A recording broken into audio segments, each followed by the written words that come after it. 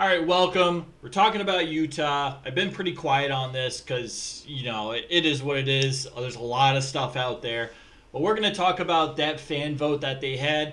They gave you a list of, what was it, maybe 20 teams, and you could pick your top four and vote on those, and those move on into the results or whatever.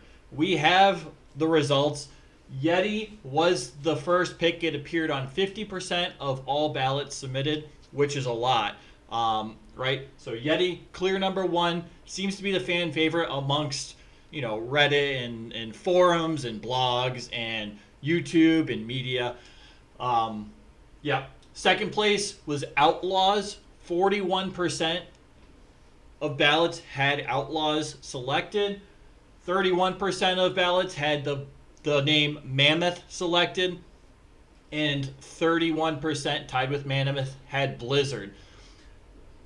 Fifth place was Black Diamonds with 24%. No other proposed name was above 20%. So it's likely one of these five names could probably be the next name of the Utah hockey team, hockey club, whatever you want to call it in the interim. But let's talk about it a little further. So some of these I have opinions about. First, starting with Outlaws.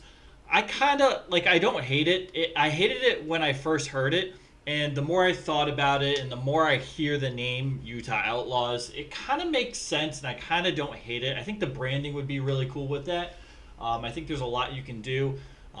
Salt Lake City also has Old West ties, right? There were saloons and stuff back in the day, and over the state of Utah, there were a few smaller Old West towns as well, which I think is cool. So that's something that integrates the state. It's called Utah, not Salt Lake City, hockey team or whatever. So I think that's also kind of important as well. You want to have ties to the city you're in, but you also want to have ties to the state if you're going to have the state as the team name, right? Next up, I don't know how I feel about Blizzard. I think there is an existing hockey team. I think it's the Edmundston Blizzards. Not 100% sure. So I looked up snowfall totals of Salt Lake City. Annual snowfall total 15.38 inches on average. That's 39 centimeters per year if you're not in the U.S. or using the imperial system. I'm from the greater Boston area. I have a lot of friends from upstate New York and Buffalo, Syracuse, Rochester. I have a lot of friends throughout New England in general. I have a few friends up in Canada as well. I have friends kind of all over. 15 inches of snowfall a year is laughable. It's really not that much snow. It is snow, and it's more than I get down here in the general District of Columbia area. But in reality, it's really not that much, right? You see storms up in New England and New York and Minnesota and Wisconsin that can well exceed 15 inches in one snowstorm. So for me, Blizzard, I don't know about that. I feel like you could suit it for maybe other cities that maybe see a little more snow. Now, I understand Utah has the mountains and all that stuff, right? Vermont is a good example, a good comparison, because I'm on the East Coast. I'm more familiar with the Appalachian Mountains, which I know pale in comparison to the Rocky Mountains where Utah is, which is fine. But my aunt and uncle had a house on a ski resort, and it was great. But you'd go up there, and they'd be like, "Yeah, it's gonna snow 38 inches tonight because you're on a mountain." Right? And I'm sure you get the same thing in Utah, but it doesn't really apply to I don't know, like Salt Lake City in general. I don't know. I have some issues with that. Like if you have to be that specific about where snow happens and where blizzards happen, I don't know. Right. So I also don't know about the branding. I think the Edmundston Blizzard, pretty sure that's the team. I think they do a decent job. But what do they have? There's like a wolf or a dog. I think it's a wolf. Right. And then you start to kind of intermingle other brands into it, because how do you brand Blizzard? You can do like, I don't know, Blizzard and Icy or something, but then it's just a word mark. I'm not quite sure what you do for the branding. Sorry, people were just walking by really weirdly. Anyway, moving on. Mammoth. I don't know what the historical significance of mammoths are to Salt Lake City. I did a cursory Google search, nothing crazy. They do have a mammoth skeleton on display at a museum in Salt Lake City, which is pretty cool. I don't think I've ever seen mammoth bones in my life. Couldn't, I don't know. Sometimes you go into a museum as a kid and you're a little overwhelmed because there's dinosaurs and all that stuff. So I don't think I've seen a mammoth as far as I'm aware. I know I've seen full whale bones, which are crazy. Seen dinosaur bones, but I don't know if I've ever seen a mammoth. So that's cool. Did they find mammoth bones in Utah or in the general area of Salt Lake City? Not necessarily in Salt Lake City, but I don't know. So that could have some significance to the land. If it's just a mammoth like in a museum, like I guess, but I don't know. I don't know. Last up, there is a lot of skiing and snowboarding in Utah. There's no doubt about that. But there's a lot of skiing and snowboarding in a lot of states throughout the U.S. I think the name Black Diamonds, kind of cool, I guess. But again, with the branding, you're likely going to have to do something with the color black, right? I think there's a lot of black in the league. It's not very exciting at this point. And diamonds, right? You're going to have what?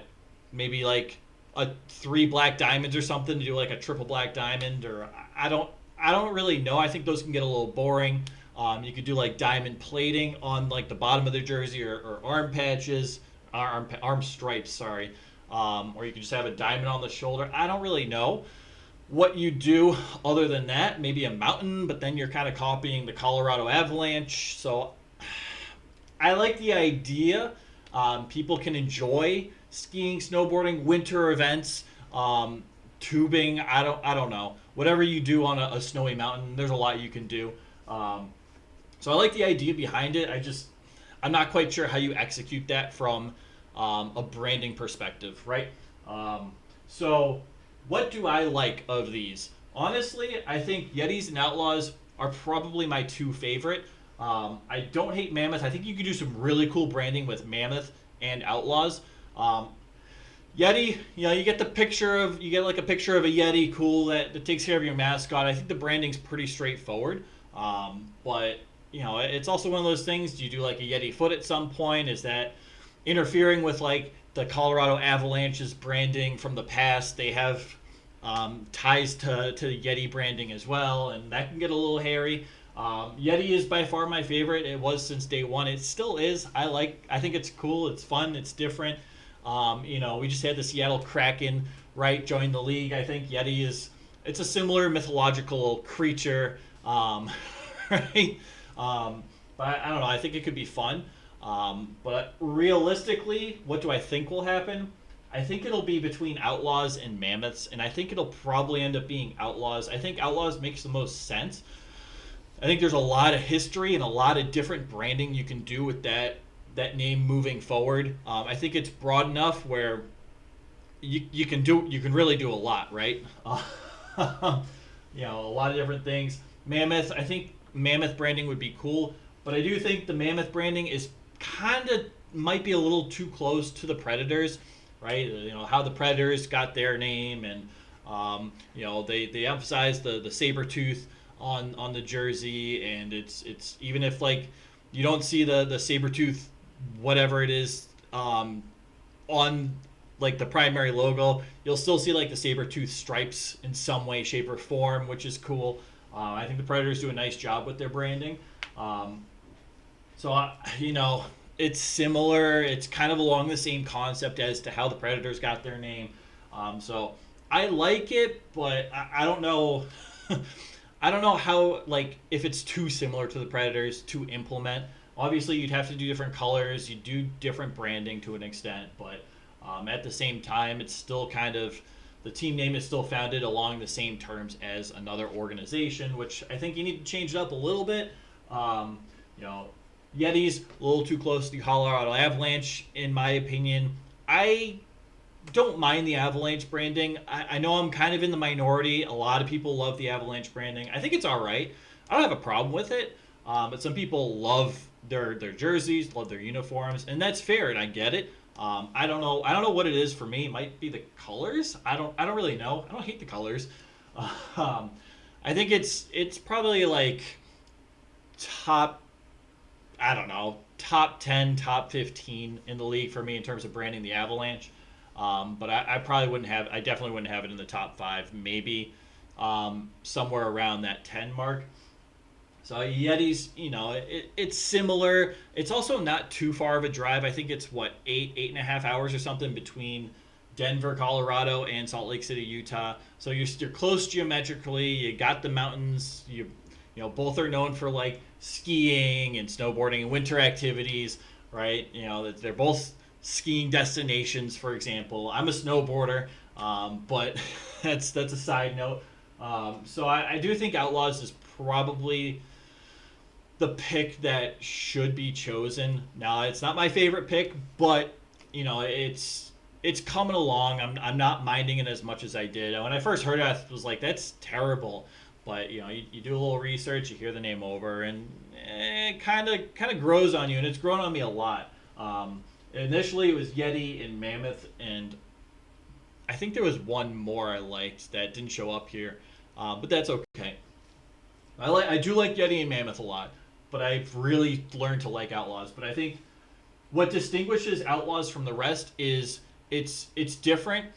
You can kind of do whatever you want with the colors for the most part, right? You're not like Blizzard. You're probably going to do something with like blues. We have a lot of blues in the league. Same with Yetis. You're going to do a lot of blues, maybe purples. I don't know. Similar to the Colorado Avalanche. That's what comes to mind.